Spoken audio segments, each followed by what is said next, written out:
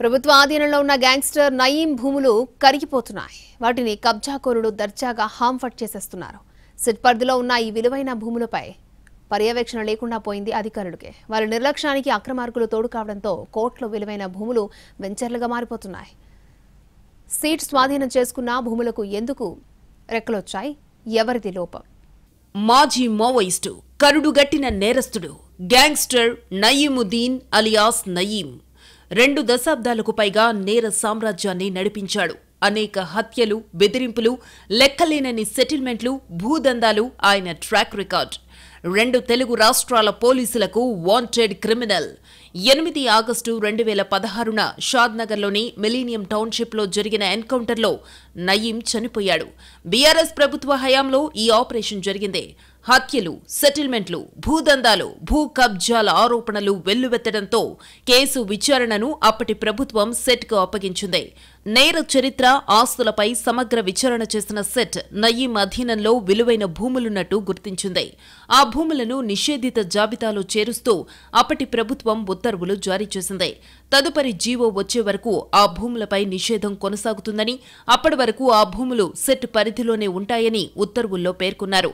ఇందులో భాగంగా చౌటుప్పల్ మండలం తుఫ్రాన్పేట్ రెవెన్యూ పరిధిలో సుమారు 56 ఎకరాల భూమిని నిషేధిత జాబితాలో చేరుస్తూ 2019లో రిజిస్ట్రేషన్ అండ్ స్టాంప్ శాఖ కమిషనర్ కార్యాలయం ఓ లేఖను విడుదల చేసింది.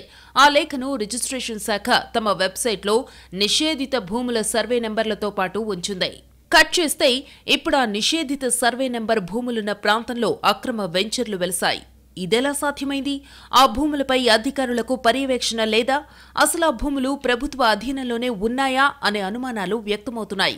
యాదాద్రి భువనగిరి జిల్లా చౌటుప్పల్ మండలం తూఫ్రాన్పేట్ రెవెన్యూ పరిధిలోని సర్వే నెంబర్ 12లో 45 ఎకరాల 35 గుంటలు, సర్వే నెంబర్ 13, 14లో 10 ఎకరాల 10 గుంటల భూమి, సర్వే నెంబర్ 17లో 10 ఎకరాల 11 గుంటల ల్యాండ్ ఇవన్నీ సిట్ పరిధిలో ఉండేవి. అయితే ఇటీవల తూఫ్రాన్పేట రెవెన్యూలోనే survey number 12/P, 13, 14, 17/P, 18/P, 19/Pలో మెగా లేఅవుట్ వెలిసిందే. అమ్మకాలను ప్రారంభిస్తూ పెద్ద బ్రోచర్ను విడుదల చేశారు.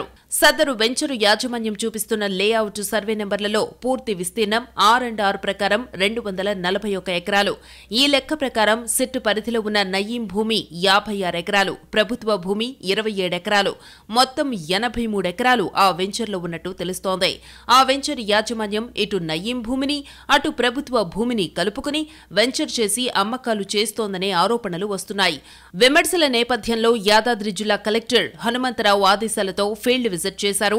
చౌటుప్పల్ ఆర్డీఓ శేఖర్ రెడ్డి సెట్ అధీనంలో ఉన్న ల్యాండ్ ఆక్రమణకు గురైనట్టు ప్రాథమికంగా నిర్ధారించారు. పూర్తి నివేదికను కలెక్టర్కు అందజేస్తామని ఆర్డీఓ చెబుతున్నారు. ఈ మా ధరణికి సంబంధించిన అగ్రికల్చర్ ల్యాండ్కి సంబంధించి 53 ఎకరాలకు ఇప్పటికి కూడా మేము పీఓబీని మెయింటైన్ చేస్తున్నాము. సర్వే నెంబరు ఈ లేఅవుట్కి సంబంధించి ఏంటంటే మా అగ్రికల్చర్ ల్యాండ్ నుంచి డిటాచ్ అయిపోతుంది కనుక ఈ రిజిస్ట్రేషన్లు అన్నీ కూడా సబ్ రిజిస్టర్ ఆఫీసులో జరుగుతాయి. సబ్ రిజిస్టర్ ఆఫీసులో దానికి సంబంధించి పీఓబీ రిజిస్టర్ మెయింటైన్ చేస్తున్నారు లేకపోతే దీంట్లో ఏమైనా ట్రాన్సాక్షన్ జరిగినాయి అనేది కూడా మేము సబ్ రిజిస్టర్ ఆఫీస్ నుంచి రిపోర్ట్ తెప్పించుకొని దీని మీద తదుపరి చర్యలు తీసుకుంటాము. తరువాత కలెక్టర్ ఆదేశం ప్రకారమే తదుపరి చర్యలుంటాయని ఆర్డీఓ అంటున్నారు. ప్రభుత్వ భూములను బాహాటంగా కబ్జా చేసి వెంచర్ వేసి ఓపెన్ గా ఫ్లాట్లుగా అమ్ముతుంటే అధికారులు ఏం చేస్తున్నారని సామాన్య జనం ప్రశ్నిస్తున్నారు. విచారణ పేరుతో చేస్తున్న కాలయాపన కూడా భూ కబ్జాలకు కారణమనే అభిప్రాయం వ్యక్తమవుతోంది. ఇప్పటికే నయీం బాధితులు లాక్కున్న భూములు తిరిగివ్వాలని కోర్టును, సిట్ను ఆశ్రయించారు. ఈ భూములపై విచారణ త్వరగా పూర్తి చేసి బాధితులకు భూములిచ్చేయాలని, మిగిలిన విలువైన భూములను కాపాడేందుకు చర్యలు తీసుకోవాలని ప్రజలు కోరుతున్నారు.